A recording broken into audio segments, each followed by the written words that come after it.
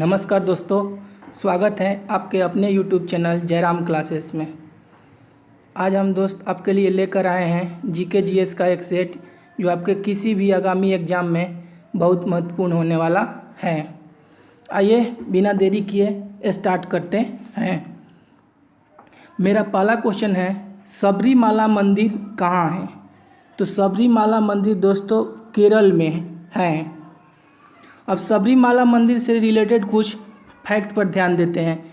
जो सबरीमाला मंदिर है ना, वो भगवान अयप्पा को समर्पित है और सबरीमाला मंदिर पर पहले महिलाओं का प्रवेश वर्जित था, लेकिन बाद में सुप्रीम कोर्ट के आदेश के अनुसार महिलाओं का प्रवेश की अनुमति दे दी गई। इसी तरह दोस्त आपसे क्वेश्चन पूछ सकता है कि अंकोर वाट का मंदिर कहाँ है? कंबोडिया में। दिलवाड़ा का जैन मंदिर कहाँ है? माउंट आबू में। नेक्स्ट क्वेश्चन पे आते हैं, केंद्रीय आलू अनुसंधान कहाँ है? तो केंद्रीय आलू अनुसंधान कहाँ है? शिमला में है। इसी तरह आपसे क्वेश्चन पूछ सकता है कि औषधि अनुसंधान कहाँ है? चेन्नई में है। नेक्स्ट क्वेश्चन पे दोस्त आते हैं, किस भारतीय राज्य की मुख्य भूमि की तट रेखा सबसे लंबी है? तो हमारा आंसर होगा गुजरात। इसी तरह आपसे दोस्त क्वेश्चन पूछ सकता है कि किस भारतीय राज्य की मुख्य भूमि की तट रेखा सबसे छोटी है? तो हमारा आंसर क्या होगा? गोवा। सबसे बड़ी पूछेगा तो गुजरात और सबसे छोटी पूछेगा तो गोवा। नेक्स्ट क्वेश्चन पे आते हैं, सेरीकल्चर किससे संबंधित है? तो सेरीकल्चर रेशम से संबंधित है। रेशम किस चीज़ का बना होता है? रेशम प्रोटीन का बना होता है। इसी तरह आपसे क्वेश्चन पूछ सकता है कि पेडोलॉजी के अंतर्गत किसका अध्ययन किया जाता है? तो मृदा निर्माण का। पिसीकल्चर के अध्ययन अंतर्गत किसका अध्ययन किया जाता है? तो मछली उत्पादन से रिलेटेड है पिसीकल्चर। उसी तरह आपसे पूछेगा कि अंगूर की खेती के अध्ययन को क्या कहते हैं? तो विटीकल्चर कहते हैं। नेक्स्ट क्वेश्चन पे आते हैं, भारत के सबसे युवा राष्ट्रपति कौन थे? बात करें दोस्त भारत के सबसे युवा राष्ट्रपति की, तो वो कौन थे? नीलम संजीव रेड्डी जी थे। इसी तरह दोस्त आपसे क्वेश्चन पूछ सकता है कि भारत के प्रथम राष्ट्रपति कौन थे? तो डॉक्टर राजेंद्र प्रसाद। वो कितने दिनों तक राष्ट्रपति रहे? तो 2 कार्यकाल तक 2 बार राष्ट्रपति रहे थे। इसी तरह आपसे क्वेश्चन पूछ सकता है कि भारत के प्रथम उपराष्ट्रपति कौन थे? तो हमारा आंसर हो जाएगा राधा कृष्णन। इसी तरह आपसे क्वेश्चन पूछ सकता है कि सबसे अधिक उम्र में पीएम कौन बने? तो हमारा आंसर होगा मोरारजी देसाई, जो कि 81 वर्ष की उम्र में बने थे। इसी तरह आपसे पूछ सकता है कि सबसे कम उम्र में पीएम कौन बने? तो हो जाएगा राजीव गांधी। और करंट से अगर रिलेटेड पूछेगा तो पूछेगा कि अभी वर्तमान में भारत के राष्ट्रपति कौन है? तो हमारा आंसर होगा रामनाथ कोविंद।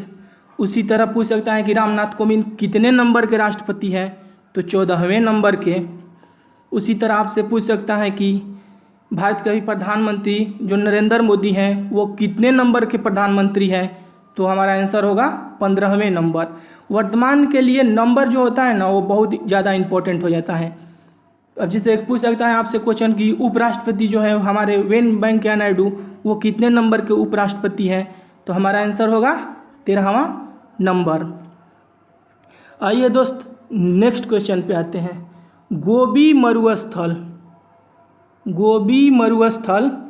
कहाँ है? तो गोबी मरुस्थल एशिया में है। गोबी मरुस्थल कहाँ है? एशिया में है। इससे रिलेटेड अगर बात करें तो गोबी मरुस्थल का विस्तार मंगोलिया और चीन में हुआ है। इसी तरह दोस्त आपसे क्वेश्चन पूछ सकता है कि कालाहारी मरुस्थल कहाँ है? तो बोत्सवाना अफ्रीका में है। कालाहारी मरुस्थल कहाँ है? बोत्सवाना अफ्रीका में। इसी तरह आपसे पूछ सकता है कि सबसे बड़ा मरुस्थल कौन है? सहारा मरुस्थल है, जो उत्तरी अफ्रीका में है और विश्व का सबसे बड़ा मरुस्थल है। भारत का पूछ सकता है कि सबसे बड़ा मरुस्थल कौन है? तो थार है। नेक्स्ट क्वेश्चन पे आते हैं दोस्त, खालसा पंथ की स्थापना किसने की? तो खालसा पंथ की स्थापना किसने की? गुरु गोविंद सिंह जी ने की।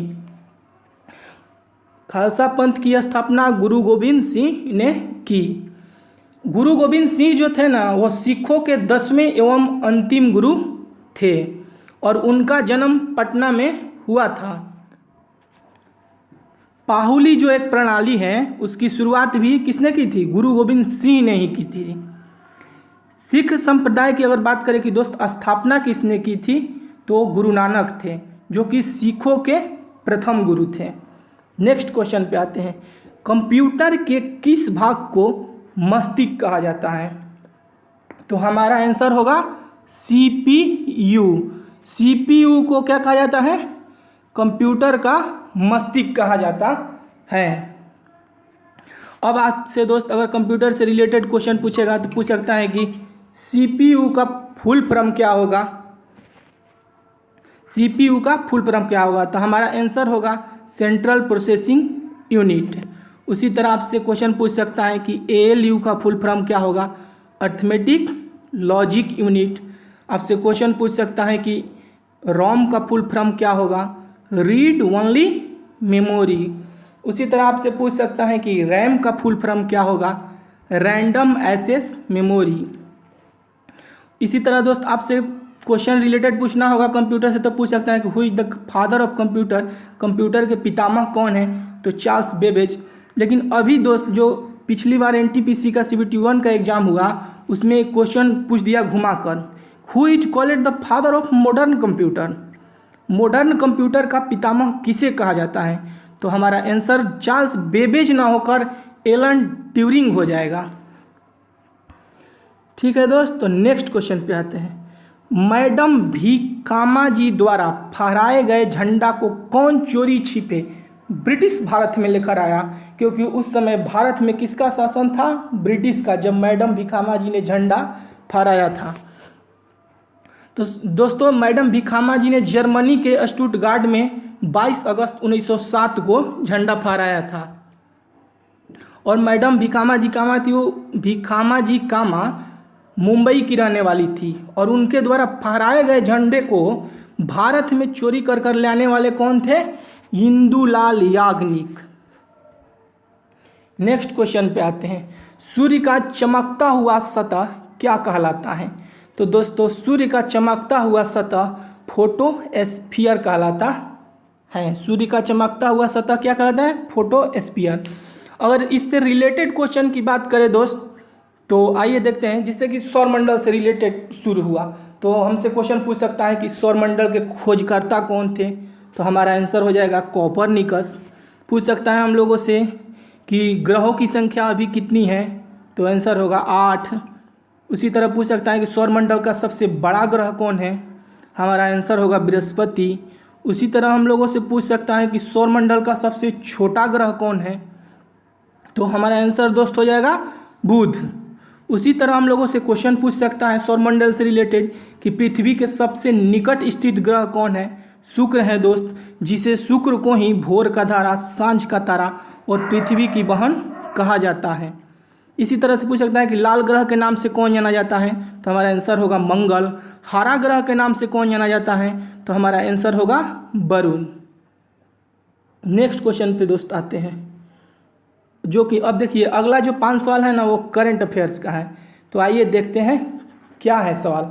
पहला सवाल है, टोक्यो ओलंपिक के उद्घाटन समारोह में भारत के ध्वजवाहक कौन थे? तो हमारा आंसर हो जाएगा मैरी कॉम और मनप्रीत सिंह। मैरी कॉम जो कि एक मुक्केबाज हैं और मनप्रीत सिंह क्या है? हमारे भारतीय हॉकी टीम के कप्तान हैं। तो इन लोगों ने टोक्यो ओलंपिक जो कहाँ हुआ था? जापान के टोक्यो शहर में हुआ था और ये ओलंपिक का 32वां संस्करण था जो 23 जुलाई से 8 अगस्त के बीच हुआ। अब दोस्त आपसे क्वेश्चन पूछ सकता है कि टोक्यो ओलंपिक के समापन समारोह में कौन ध्वजवाहक थे? तो जो बजरंग पुनिया पहलवान थे वो थे। और टोक्यो ओलंपिक की दोस्त बात करें तो इसमें सबसे ज़्यादा मेडल किसने जीता था? USA ने। और भारत का इसमें रैंक था 48वां। और भारत की ओर से एकमात्र गोल्ड टोक्यो ओलंपिक में नीरज चोपड़ा ने जीता था, जो कि हरियाणा के रहने वाले हैं। आइए दोस्त नेक्स्ट क्वेश्चन पे आते हैं। देखिए टोक्यो ओलंपिक और टोक्यो पैरा ओलंपिक। तो इस बार क्वेश्चन हमारा है टोक्यो पैरा ओलंपिक से। तो टोक्यो पैरा ओलंपिक भी जापान के टोक्यो में हुआ था। और टोक्यो पैरा ओलंपिक में सबसे ज़्यादा मेडल किसने जीता? चीन ने। और भारत का इसमें रैंक कितना था? 24वां। और हमारा क्वेश्चन जो है टोक्यो पैरा ओलंपिक का पहला स्वर्ण तो ये किसने जीता था? पैगो ग्रीको ने, जो कि कहाँ के रहने वाले हैं? ऑस्ट्रेलिया के रहने वाले हैं और ये एक साइक्लिस्ट है।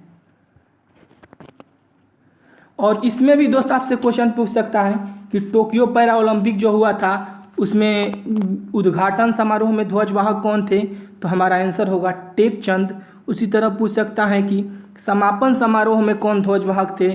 तो अवनी लेखरा थी। नेक्स्ट क्वेश्चन पे आते हैं दोस्त। आईसीसी वर्ल्ड टेस्ट चैंपियनशिप जो कि हाल ही में आयोजित हुआ था, आईसीसी वर्ल्ड टेस्ट चैंपियनशिप जो कि हाल ही में आयोजित हुआ था, का फाइनल कहाँ हुआ?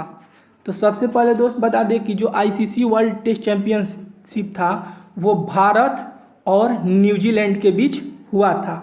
और यह आईसीसी टेस्ट वर्ल्ड चैंपियनशिप का पहला संस्करण था,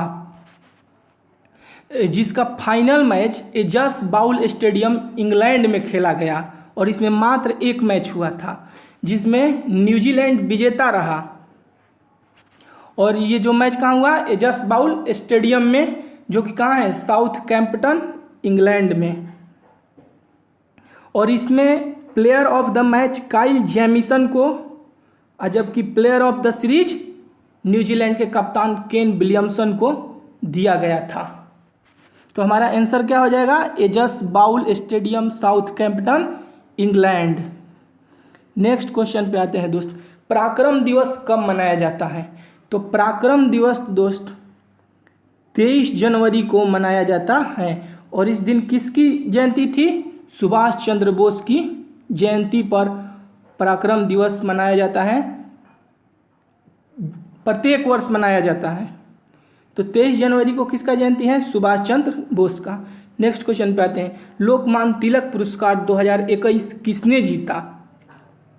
तो ये पुरस्कार साइरस पूनावाला ने जीता है।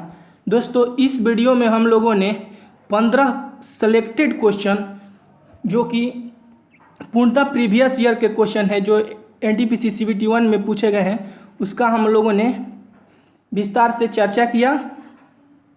अगर आप दोस्त इन प्रश्नों का PDF चाहते हैं तो हमारे टेलीग्राम चैनल जयराम क्लासेस को ज्वाइन करें। वहां से आपको टेलीग्राम पर इन सारे 15 क्वेश्चन का PDF मिल जाएगा, जो कि करंट अफेयर्स बिल्कुल आपके एग्जाम के लिए इसमें 5 सटीक दिए गए हैं। ये प्रीवियस ईयर के नहीं हैं, बाकी क्वेश्चन आपके 10 प्रीवियस ईयर के हैं। तो टेलीग्राम चैनल को ज्वाइन करें और वहां से इस क्वेश्चन का PDF ले लें। अगर दोस्त आपको ये वीडियो अच्छा लगा तो आप इंतज़ार कीजिए, कल फिर हम आपके लिए ऐसा एक नया वीडियो अपलोड करेंगे जो आपकी पढ़ाई में मदद करेगा। तो इस वीडियो में दोस्त इतना ही, मिलते हैं नेक्स्ट वीडियो में। धन्यवाद।